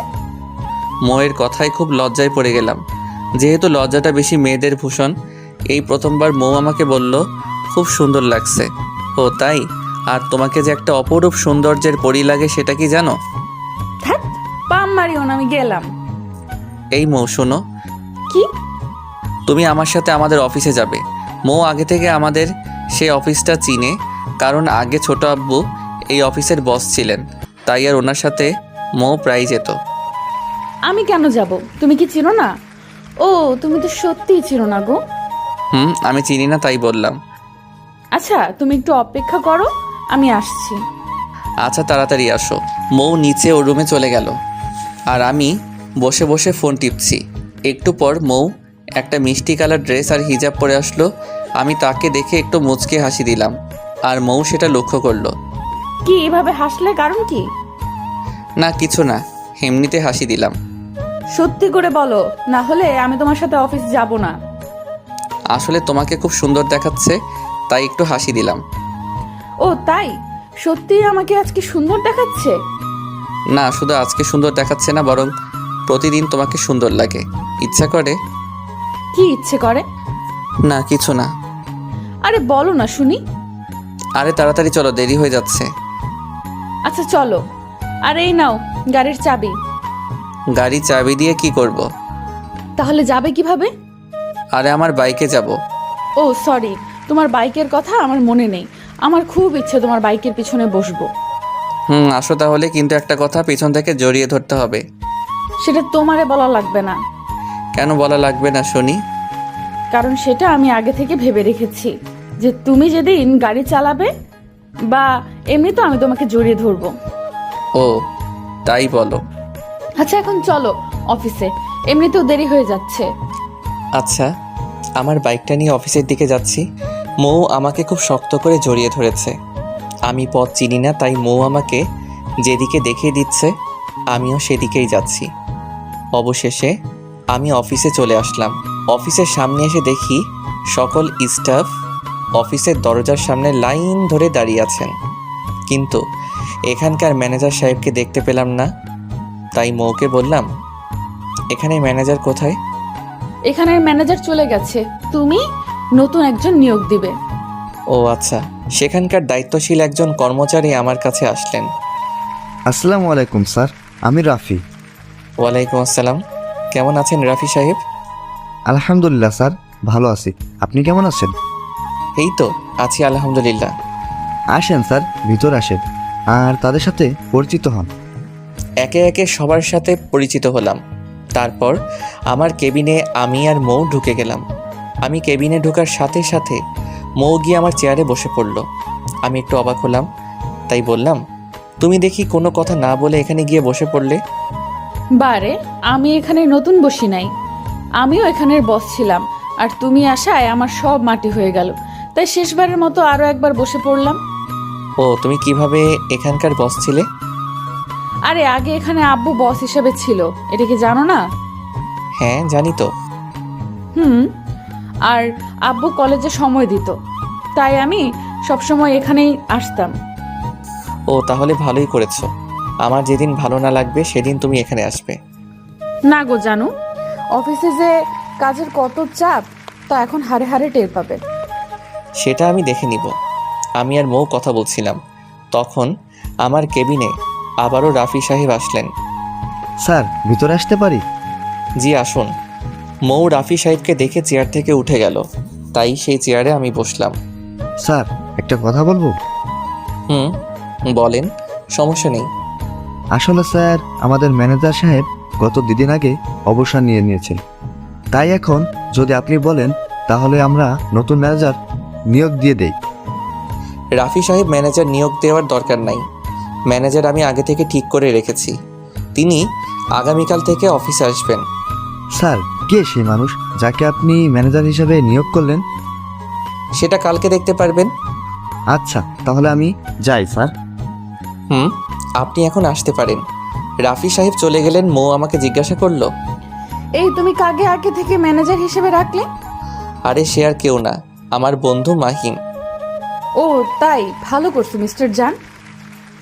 জান পাখি। আমরা আরও কতক্ষণ অফিসে থেকে তারপর সবাইকে ছুটি দিয়ে দিলাম, যেহেতু অফিস শেষ হয় 4টার পর। কিন্তু আজকে সবাইকে 2টায় ছুটি দিয়ে দিলাম। আমি আর মৌ ও অফিস থেকে চলে আসলাম। মৌকে বললাম, এই কোথায় যাবো গো এখন? কোথায় যাব তা তুমি জানো? আরে বাবা, আমি যদি সব জায়গা চিনতাম তাহলে কি আর তোমাকে বলতাম? ও তাও ঠিক। আচ্ছা এখন তো বিকেল প্রায় 3টা, চলো ফুচকা খেতে সেলফি ব্রিজে যাব। সেলফি ব্রিজ কোথায় গো? আরে এই একটু সামনে সিলেটের কাজী বাজারে একটা সুন্দর ব্রিজ আছে, আর সেটা সেলফি ব্রিজ নামে পরিচিত। ও আচ্ছা, তাহলে চলো। আমি আর মৌ চলে গেলাম সেলফি ব্রিজে, কিন্তু সেখানে গিয়ে দেখি ব্রিজের ফুটপাতে শুধু কাপল আর কাপল। বাইকটা ব্রিজের ফুটপাতের একটা সাইডে রেখে আমি মৌকে নিয়ে ফুচকাওয়ালা মামার কাছে আসলাম। মৌ ফুচকাওয়ালা মামাকে বলল, মামা 2 প্লেট ফুচকা দিন। এই তুমি 2 প্লেট ফুচকা খাবে, আমি কিন্তু এইসব আজাইরা খাবার খাই না। কেন খাবে না? কেন?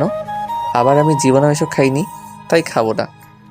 জীবনে খাও নাই তো কি হয়েছে, আজকে থেকে খাবে। না, আমি খাবো না, পেট খারাপ করবে। আরে জান পাখি, কিছুই হবে না, প্লিজ আজকে না হয় আমার সাথে খেয়ে ফেলো। আরে ফুচকা আমি খাবো না বললাম তো। ও আচ্ছা, তাহলে আমিও খাবো না। এ কথা বলে মৌ চলে যাচ্ছে। আমি এক টান মেরে বুকের মাঝে নিয়ে আসলাম। আচ্ছা খাবো। না, খেতে হবে না, চলো বাসায় যাই। আরে বাবা বললাম তো খাবো, এতে এত রাগ করার আর কি আছে? তো কি করব, তোমাকে কত করে বললাম আর তুমি বলো খাবে না।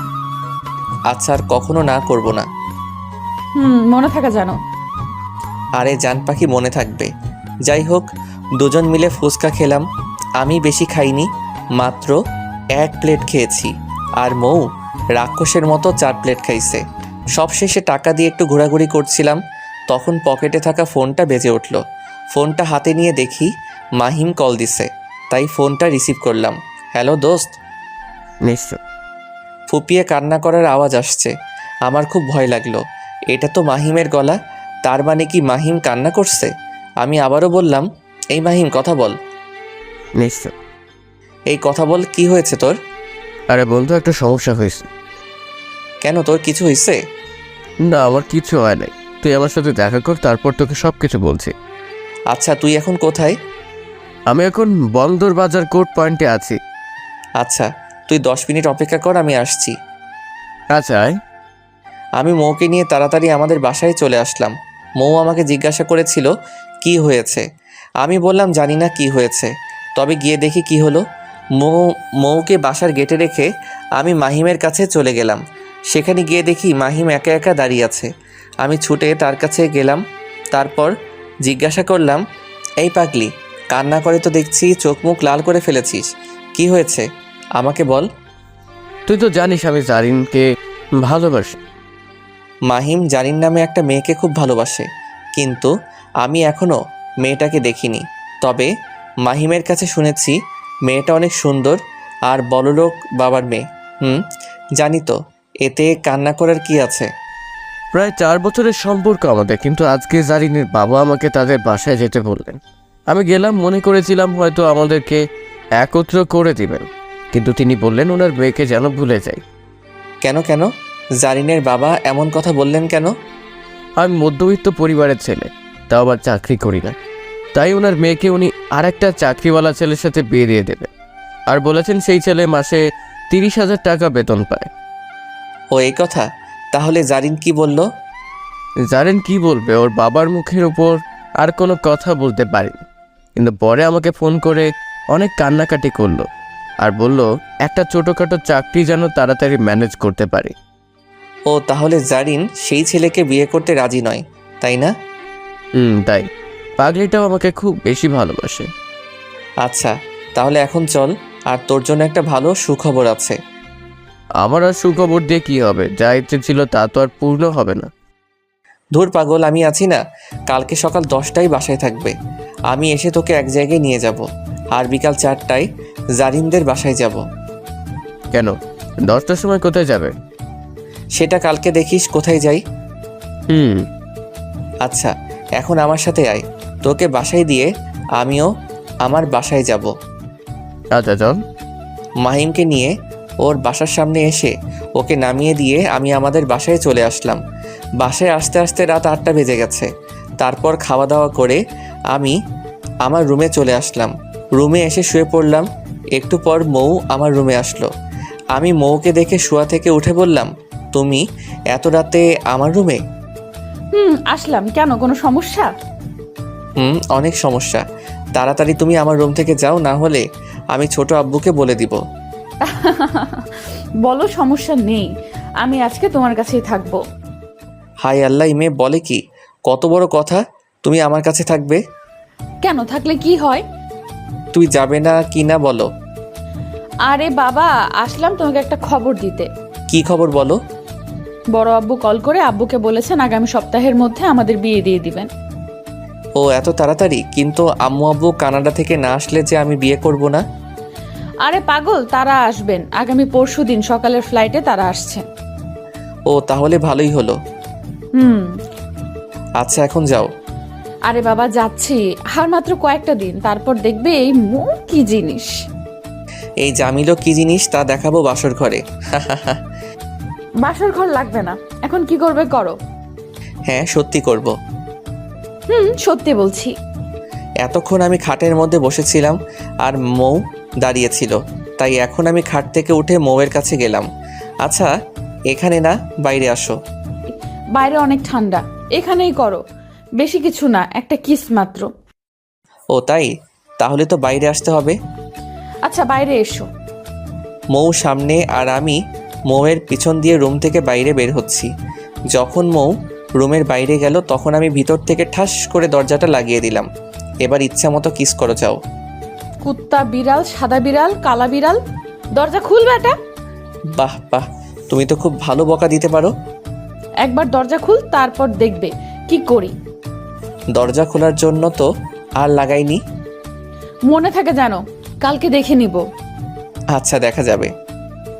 দেখা যাবে। বেটা সাদা বিড়াল, আমি গেলাম। মৌ চলে গেল আর ওর বকা শুনে আমার খুব হাসি পাচ্ছে। আমাকে কোনোদিন তুই করে কথা বলেনি আর আজকে অনেক বকা দিল। আসলে যে যাকে সত্যিকারে ভালোবাসে সে তাকে অনেক বকাঝকা করে, আবার দিন শেষে এক হয়ে যায়। আমি খাটে গিয়ে শুয়ে পড়লাম। পরের দিন ঘুম থেকে উঠে তাড়াতাড়ি অফিসে যাওয়ার জন্য রেডি হচ্ছি, তখন মাহিম কল দিল। হ্যালো দোস্ত। কিরে কোথায় তুই?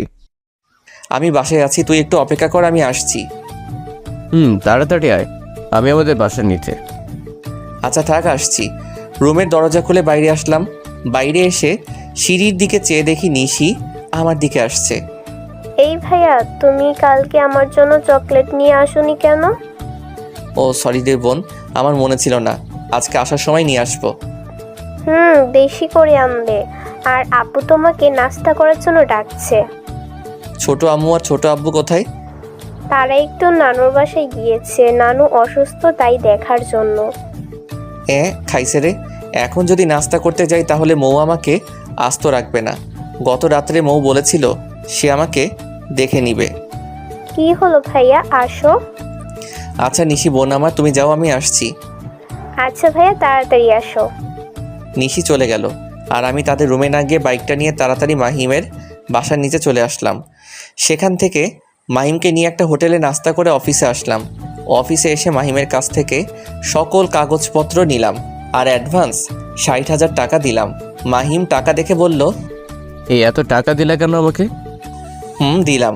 আজকে থেকে তুই আমার অফিসের ম্যানেজার আর তোর বেতন হলো 60,000 টাকা। সত্যি বলছিস বন্ধু? দেখ আমি তোর বন্ধু না, আমাকে আজকে থেকে স্যার বলে ডাকবে। কি, তোকে সত্যি স্যার বলে ডাকবো? ডাকবে। আচ্ছা স্যার, এখন বলেন আমি কি করতে পারি? দেখ পাগল, তুইও সত্যি সত্যি আমাকে স্যার বলে ডাকলি? তুই তো বললে তাই। আরে পাগল, আমি এমনিতেই মজা করলাম, তুই আমাকে সবসময় বন্ধু ভেবে কথা বলবি। আচ্ছা বলবো, এখন বল আমার কাজ কি? তোর কাজ বুঝিয়ে দিচ্ছি। রাফি সাহেবকে ডাক দিলাম আর বললাম মাহিমকে যেন তার কাজ বুঝিয়ে দেন। রাফি সাহেব মাহিমকে নিয়ে তার কেবিনে চলে গেলেন আর আমি আমার কেবিনে বসে বসে কাজ করছি। একটু পর আমার ফোনে কল আসলো। ফোনের দিকে চেয়ে দেখি মৌ আমাকে কল দিচ্ছে। রিসিভ করলাম। হ্যালো। নাস্তা করে গেল না কেন? ও আসলে অফিসের সময় হয়ে গেছে তাই নাস্তা করতে পারিনি। তুমি আমার সাথে মিথ্যা কথা বলো। আরে মিথ্যা না, সত্যি বলছি। জানি কিরকম সত্যি বলছো। কি এমন দোষ করলাম যার জন্য নাস্তা না করে চলে গেলে? কত কষ্ট করে তোমার জন্য নাস্তা বানালাম আর তুমি আমাকে না বলে অফিসে চলে গেলে। ওই জান পাখি, আমি তো জানতাম না যে তুমি নাস্তা বানিয়েছো। আচ্ছা আর এরকম হবে না। তাড়াতাড়ি বাসায় আসিও, বাইরে কোথাও যাবে না। পাগলিটা আমাকে খুব ভালোবাসে। যেই মেয়ে কখনো কিচেনে ঢুকেনি সে আমার জন্য নাস্তা বানালো আর আমি তাকে না বলে অফিসে চলে আসলাম। সত্যি পাগলিটা হয়তো খুব কষ্ট পেয়েছে। যাই হোক, অফিসে কাজ করতে করতে প্রায় 3টা হয়ে গেল, তাই মাহিমের কেবিনে চলে আসলাম। সেখান থেকে মাহিমকে সাথে নিয়ে জারিনদের বাসায় চলে গেলাম, কিন্তু জারিনের বাবা এখন অফিস থেকে বাসায় আসেননি। আজকে রাত 8টা হবে বাসায় আসতে, তাই আমি আর মাহিম চলে আসলাম। আসার সময় জারিনকে আর জারিনের আম্মুকে মাহিমের চাকরির খবরটা দিয়ে আসলাম। তারা বলেছে কালকে যেন মাহিমের আব্বু আম্মু তাদের বাসায় যান। আমি বাসায় এসে দেখি নিশি ড্রয়িং রুমে বসে আছে। তাকে কতটা চকলেট দিয়ে জিজ্ঞাসা করলাম, নিশি বোন, ছোট আম্মু ছোট আব্বু কোথায়? তারা আজকে আসবে না, নানু নাকি আসতে দিচ্ছে না। ও আচ্ছা, মৌ কোথায়? মৌ আপু ওর রুমে শুয়ে আছে। তুমি নাস্তা করে যাওনি বলে আপুও সকাল থেকে এখনো কিছু খায়নি। কি? আমি সোজা মৌয়ের রুমে চলে গেলাম। সেখানে গিয়ে দেখি মৌ শুয়ে আছে। আমাকে দেখে মুখটা অন্যদিকে ঘুরিয়ে নিল। কয়েকবার ডাক দিলাম আমার দিকে তাকানোর জন্য, কিন্তু তাকালো না। তাই সোজা কোলে তুলে নিয়ে খাবার টেবিলে আসলাম।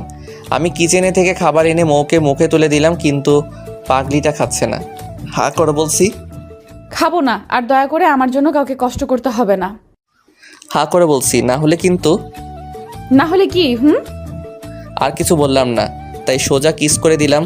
মৌও আমার সাথে রেসপন্স দিল। একটু পর ছেড়ে দিলাম। এক কিসে প্রায় 3 মিনিটের মতো। আহারে, কিস করতে কত মজা, দুজনই হাঁপাচ্ছি। তখন মৌ বলল, তুমি তো খুব ভালো কিস করতে জানো, এসো আরেকটা কিস করো। দেখ, আর করব না, এখন চুপচাপ খেয়ে নাও, আর আমারও খুব ক্ষুধা লাগছে। কি? তোমারও ক্ষুধা লাগছে? সে কথা আগে বলবে না পাগল। তুমি হা করো, আমি মুখে তুলে খাওয়াচ্ছি। তুমি তো খাওনি, আগে তুমি হা করো, আমি নিজ হাতে খাওয়াবো। আগে তুমি খাবে, তারপর আমি খাবো, না হলে কিন্তু খাবো না।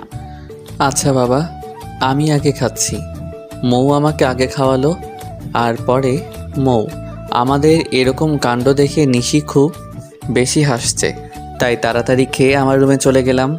আজকে রাত্রেও খেয়ে দিয়ে ঘুমিয়ে পড়লাম। পরের দিন ঘুম থেকে উঠে আমি, মৌ আর নিশি চলে গেলাম এয়ারপোর্টে। সেখানে অনেকক্ষণ অপেক্ষা করতে করতে আব্বু আম্মুর মুখ দেখতে পেলাম। তাদের কাছে থেকে লাগেজগুলো আমি গাড়িতে নিয়ে রাখলাম, আর মৌ আম্মু আব্বুকে পায়ে ধরে সালাম করলো। আম্মু আব্বু তো মৌ আর নিশিকে পেয়ে আমার কথা ভুলে গেছেন। মনে হচ্ছে আমি তাদের সন্তান না, মৌ আর নিশি তাদের সন্তান। আসলে আজকে এই দুইটাকে নিয়ে একটু হিংসা হচ্ছে। আম্মু আব্বু সহ সবাই গাড়িতে উঠে পড়লেন। আমি গাড়িটা এক টান দিয়ে বাসায় চলে আসলাম। বাসায় এসে দেখি ছোট আব্বু আর ছোট আম্মুও চলে আসছেন। আব্বু আজ তার ভাইকে প্রায় 10 বছর পর দেখলেন। তাদের কি পীড়িত। আজকে আমাদের বাসাটা খুবই আনন্দিত মনে হচ্ছে, কারণ সবাই আজকে বাসায়। আমি তাদের আনন্দিত দেখছি আর নিজেও খুব খুশি হচ্ছি। একটু পর আমার ভালো লাগছে না, তাই ছাদে চলে গেলাম। সেখানে শীতের হাওয়া খাচ্ছি। আমার পিছন থেকে হঠাৎ করে কে যেন জড়িয়ে ধরল। আমি পিছনে ঘুরে দেখি মৌ আমাকে জড়িয়ে ধরেছে। আমি কিছু বললাম না। পাগলিটাও মনে হয় আজকে খুব খুশি, আমাকে জড়িয়ে ধরে আছে আর বড় করে নিঃশ্বাস নিচ্ছে। ওর নিঃশ্বাস এসে আমার ঘাড়ে পড়ছে। আহা, কি এক অনুভূতি। একটু পর পাগলিটা বলল, এই পাগল, জান পাখি, তোমাকে আর কয়েকদিন পর কাছে পাবো।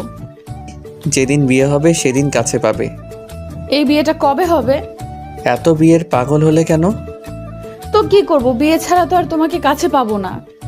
আর বেশি না, কয়টা দিন অপেক্ষা করো, তারপর দেখা যাবে। আচ্ছা, অপেক্ষা করলাম। সেই 10 বছর থেকে অপেক্ষা করতে করতে এখনো আমার অপেক্ষা শেষ হয়নি। আরে এরকম বলো না। আচ্ছা, আমি ছোট আম্মুকে বলছি, দেখি তিনি কি বলেন। বলো, গিয়ে যাও। আম্মুকে আবার বলিও না যে আমি বলছি বিয়ের কথা। কেন? আমার কথা বললে ঝাড়ু পিটা করবে আমাকে। ভয়ও লাগে, তাই না? না, ভয় লাগে না, তবে লজ্জা লাগে। আর না হয় আম্মু কি ভাববে। এতক্ষণ মৌ আমাকে পিছন থেকে জড়িয়ে ধরেছিল। এখন আমি উল্টো দিকে ঘুরে মৌকে আমার বাহু ডোরে আবদ্ধ করে নিলাম আর বললাম, আচ্ছা যাও, একটা দিন অপেক্ষা করো, তারপর ইয়ে হয়ে যাবে। এই ইয়েটা কি? ইয়েটা হলো বিয়েটা। ও আচ্ছা। এভাবে আরও অনেকক্ষণ কথা বললাম। তারপর দুজনেই নিচে নেমে আসলাম। নিচে এসে দেখি সবাই ড্রয়িং রুমে বসে আছে। নিশি আমাদেরকে দেখে বলল, ভাইয়া, তুমি আর আপু ছাদে এখন কি করছিলে? নিশির কথায় আমি আর মৌ ভ্যাবাচেকা খেয়ে গেলাম। এই শয়তান মেয়ে তো দেখছি আমাদের মান সম্মানের ফালুদা করবে। তখন আব্বু বললেন, আরে নিশি, চুপ থাকো। আর মৌ, এদিকে এসো। বড় আপু বলল। আমি দাঁড়িয়েছিলাম এতক্ষণ, তাই আব্বু আমাকে বললেন, এই ছাগল, তুই তোর রুমে যা তো। হাই আল্লাহ, আব্বু এটা কি বলল? কি হলো, কথা কি কানে যায় না? হ্যাঁ হ্যাঁ, যাচ্ছি। আমি তো তোমাদের কেউ না, এখন এই মৌ তোমাদের সব। একথা বলে সেখান থেকে আমি চলে আসলাম। কিন্তু আব্বু আমাকে হঠাৎ করে এরকম কথা বলল কেন? আমি রুমে না এসে ড্রয়িং রুমের দরজার সামনে দাঁড়িয়ে রইলাম তাদের কথা শোনার জন্য। দেখি আব্বু মৌকে বলছে, মা, আমরা তোমাদের বিয়েটা আগামী শুক্রবারে ঠিক করেছি। এতে কি তোমার কোনো আপত্তি আছে? হায় আল্লাহ, আব্বু এটা কি বললো? আগামী শুক্রবারে নাকি আমার বিয়ে? হাতে মাত্র 3 দিন আছে। মৌ তো বিয়ের কথা শুনে মনে মনে লাফাচ্ছে, কিন্তু সেখানে সবার সামনে তো আর কিছু বলতে পারছে না।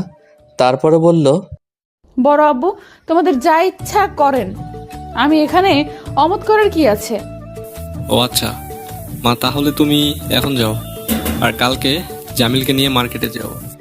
আচ্ছা বড় আব্বু। মৌ ওর রুমে চলে গেল, আর আমিও আমার রুমে চলে গেলাম। দুপুরবেলার খাওয়ার জন্য নিশি এসে আমাকে ডেকে গেল, তাই আমি নিচে চলে গেলাম। সেখানে গিয়ে দেখি সবাই টেবিলে বসে আছে, শুধু মৌ বাদে। আমিও গিয়ে বসে পড়লাম টেবিলে। একটু পর মৌ এসে আমার সামনের চেয়ারে বসলো। আমরা সবাই খাওয়া শুরু করলাম। অর্ধেক খাওয়া শেষে হঠাৎ করে পায়ের মাঝে কে লাথি দিল, আর আমি সাথে সাথে বললাম, আহ ও মাগো। আমার চিৎকার শুনে সবাই আমার দিকে চেয়ে থাকলো। ছোট আম্মু বলল, বাবা, কি হয়েছে তোমার? কি বলবো ভেবে পাচ্ছি না। মৌয়ের দিকে চেয়ে দেখলাম খুব হাসছে, আর আমাকে চোখ টিপ মারলো। তার মানে মৌ আমাকে লাথি দিল। শালি খুব জোরে একটা লাথি দিল আমাকে। কি রে, কথা বলিস না কেন? কি হয়েছে? ও আমি বলেছি ইলিশ মাছ খাবো না, তারপরও ইলিশ মাছ রান্না করলে আমার গলায় কাটা লেগেছে, তাই চিৎকার করেছি। ও এখন কি কাটা আছে? না, মনে হয় চলে গেছে। পাগল একটা। আমি খাওয়া শেষ করে রুমে চলে গেলাম। আমার খুব রাগ হচ্ছে। শয়তান্নি কত জোরে একটা লাথি দিল। রুমে বসে বসে ফোন টিপছি, তখন মৌ আমার রুমে আসলো। কি হয়েছে, এখানে আসলে কেন? ভালো লাগছে, আসছি। ভালো লাগছে তাই না? খাওয়ার সময় পায়ে লাথি দিলে কেন? ভালো লাগছে তাই। আচ্ছা, খাটে এসে বসো। আচ্ছা, বসলাম। মৌ খাটে যখন বসলো, তখন আমি উঠে রুমের দরজাটা বন্ধ করে দিলাম। মৌ আমার এই কাণ্ড দেখে বলল, দরজা লাগাতে হবে না, আমি তোমার কাছেই এসেছি। না, তারপরে লাগিয়ে দিই। দরজা লাগিয়ে মৌকে খুব জোরে শক্ত করে জড়িয়ে ধরলাম। মৌ কোনো নড়াচড়া করলো না, সেও আমাকে জড়িয়ে ধরলো। তারপর ওর চুলের পিছনে আমার এক হাত রেখে আর আরেক হাত ওর কোমরে রেখে লম্বা করে একটা কিস দিলাম। এক সময় ওকে ছেড়ে দিলাম। কতক্ষণ ছিলাম জানি না, তবে খুব ভালো একটা অনুভূতি লাগলো। মৌকে কিস করার পর ছেড়ে দিলাম। ভেবেছিলাম পাগলি চলে যাবে, কিন্তু না, কান্না করে আমাকে আরও শক্ত করে জড়িয়ে ধরলো। ওর কান্না আমি সহ্য করতে পারি না, তাই বললাম, জান পাখি কান্না করেছো কেন? আরে এটা দুঃখের কান্না না, এটা সুখের কান্না। যখন তুমি বিদেশে ছিলে আর আমার সাথে খাটাসের মতো কথা বলতে, তখন আমি ভাবতাম তুমি হয়তো একটু রোমান্টিক না। ও এই কথা। আসলে সেই সময় তোমার সাথে এরকম কথা বলেছিলাম যাতে দেশে এসে তোমাকে একটা সারপ্রাইজ দিতে পারি। যখন বিদেশ ছিলাম তখন ওর সাথে একদম ভালোভাবে কথা বলতাম না। এইভাবেই ভালোবাসিও আমাকে। খুব ভালোবাসবো। এখন কান্না থামাও আর তোমার রুমে যাও। যাচ্ছি। মৌ চলে গেল আর আমি একটা ঘুম দিলাম। ফোনের রিংটংয়ে আমার ঘুমটা ভেঙে গেল। ফোনটা নিয়ে দেখি মাহিম কল দিছে, কিন্তু আমি রিসিভ করতে করতে কল কেটে গেল, তাই আমি আবার তাকে কল দিলাম। হ্যালো, কিরে, কি করস? এই তো এখন পুরোটাই ভালো আছে। তুই কি করিস? এই তো ঘুমিয়েছিলাম। ও আচ্ছা, শোন, একটা খবর দিব তোকে। বল। আমার আর জারিনের বিয়ে আগামী মাসে। তোর অগ্রিম দাওয়াত রইল। ও, অগ্রিম অভিনন্দন ও শুভেচ্ছা। আর আমারও সামনের শুক্রবারে বিয়ে। তোদের পরিবারের সবার দাওয়াত। ও এত তাড়াতাড়ি? আর শুনলাম আঙ্কেল আন্টি তারা এসেছেন। একবার বাসায় এসে দেখে যাস। আসবো। এখন তাহলে ভালো থাক, আমি কাজে আছি। আচ্ছা। মাহিমের সাথে কথা বলে বাইরে একটু ঘোরাঘুরি করে আসলাম, তারপর আবার ঘুমিয়ে পড়লাম। পরের দিন ঘুম থেকে উঠে মৌ আর আমি শপিং মলে চলে গেলাম। সেখানে সকল শপিং করে বিকালে বাসায় আসলাম। আর আজকে থেকে সারা বাড়ি সাজানো হচ্ছে। বিয়ের এখনও 2 দিন বাকি। অনেক আত্মীয় স্বজন আর মেহমানরা এসেছেন। 2 দিন পর আজকে আমরা বিয়ের পিঁড়িতে বসে পড়লাম। আলহামদুলিল্লাহ, আমাদের বিয়ের কাজ শেষ হলো। এখন রাত 1টা। আমি বাসর ঘরের দরজার সামনে দাঁড়িয়ে আছি। প্রথমবার বাসর করতে যাচ্ছি, তাই একটু ভয় লাগছে। এক বালতি সাহস নিয়ে দরজাটা খুলে ভিতরে গেলাম। দরজা লাগানোর শব্দ শুনে আমার দিকে তাকালো। তারপর নিচে নেমে আমাকে সালাম করতে যাবে, তখন ধরে বললাম, এই জান পাখি, তোমার জায়গা আমার পায়ে নয়, আমার বুকে। আর সারা জীবন এই বুকের মাঝে রাখবো। আমিও চাই সারা জীবন তোমার বুকের মাঝে থাকতে। আচ্ছা, তুমি এখন কাপড় চেঞ্জ করো, আমি একটু আসছি। জান পাখি, কোথাও যাব না, এই রুমেই আছি। ও আচ্ছা, যাও। আমি আমার রুমের আলমারি থেকে একটা চিকন ডায়মন্ডের চেইন বের করলাম। এই চেইনটা আমি কানাডা থেকে এনেছিলাম মৌকে দেওয়ার জন্য, তাই আজকে দিচ্ছি। আমি খাটে এসে দেখি মৌ কাপড় পরে আছে, কিন্তু কুচিটা পারছে না। তাই আমি ওর কুচিটা ধরে যখন কোমরে গুজে দিব, তখন ওর সুন্দর নাভির দিকে আমার চোখ পড়ে যায়। তাই আর দেরি না করে নাভিতে একটা কিস দিলাম। আর মৌ সাথে সাথে চোখ বন্ধ করে নিল আর আমার মাথাটা শক্ত করে চেপে ধরল। এক সময় আমি সরে গেলাম। তারপর মৌ আবার খাটে বসলো। আমি এতক্ষণ মৌয়ের দিকে খেয়াল করিনি। আমার পরিটাকে গোলাপি কালার শাড়িতে কি সুন্দর লাগছে তা বলে বোঝাতে পারবো না। আমি এক ধ্যানে মৌয়ের দিকে তাকিয়ে আছি। আমি তার দিকে এভাবে চেয়ে আছি দেখে বলল, অনেক রাত হয়েছে, খাটে এসো। ও আসছি। আমি খাটে বসে মৌকে বললাম, তোমার চোখটা বন্ধ করো, একটা সারপ্রাইজ দিব। আমার কথা মতো মৌ চোখটা বন্ধ করলো আর আমি ওর গলায় চেইনটা পরিয়ে দিলাম। এবার চোখটা খুলো। ও মা, এটা কোন দিন কিনলে? কানাডা থেকে এনেছিলাম তোমার জন্য। খুব সুন্দর। ধন্যবাদ। আচ্ছা, আমার কাছে এসো। আসলাম। মৌয়ের কাছে যেতে ও আমাকে এক ধাক্কা দিয়ে খাটে ফেলে দিল। তারপর আমার ঠোঁট জোড়া দখল করে নিল। আজকে আর আমি বাধা দিলাম না, কারণ পাগলিটা আজকে থেকে আমার। অনেকক্ষণ পর ছাড়লো, তাই আমি আবারও কিস করে দিলাম। কি অনুভূতি রে ভাই, বলে বোঝানো যাবে না। এই মেয়ে, আপনারা এখন যান, আমাদেরকে বিরক্ত করবেন না। আমরা করছি আর আপনারা দেখবেন তা হয় না। বাকিটা ইতিহাস।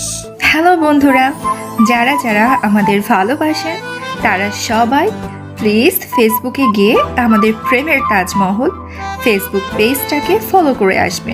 প্লিজ প্লিজ আমাদের সাথে কথা বলতে চাইলে আমাদের প্রেমের তাজমহল ফেসবুক পেজে মেসেজ করবেন, আমরা অবশ্যই রিপ্লাই দিব ইনশাল্লাহ।